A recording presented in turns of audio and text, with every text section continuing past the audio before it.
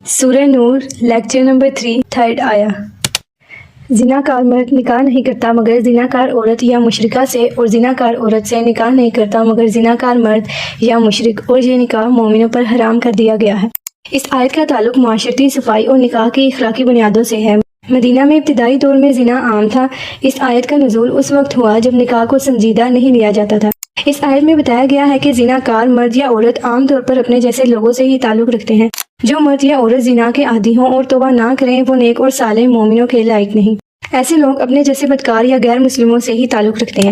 اہل ایمان کو منع کیا گیا ہے کہ وہ اپنی بیٹیوں یا بیٹوں کا نکاح ان سے نہ کریں جن کی بدکاری سب کو معلوم ہو۔ اگر کوئی شخص توبہ کر لے اور اپنی اصلاح کر لے تو اس پر یہ حکم لاگو نہیں ہوتا۔ امام احمد بن حنبل کے مطابق زانی سے نکاح سرے سے منعقد ہی نہیں ہوتا۔ مولانا مودودی کے مطابق یہ ممانعت ہے، یعنی نکاح ہو تو جائے گا مگر گناہ ہوگا۔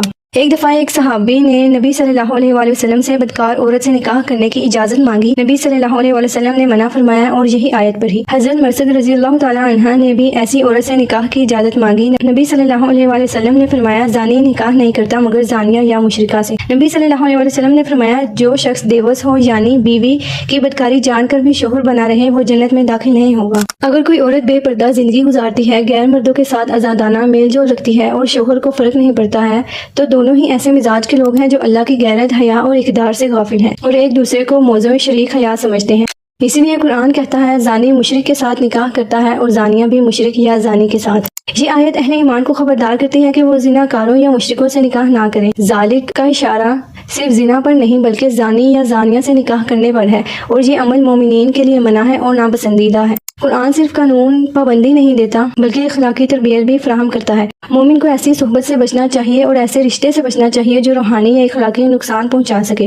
یہ حکم کیوں دیا گیا؟ اسی لیے کہ شادی نکاح کو عزت دی جائے اور زنا جیسے گناہ معاشرے میں عام نہ ہو۔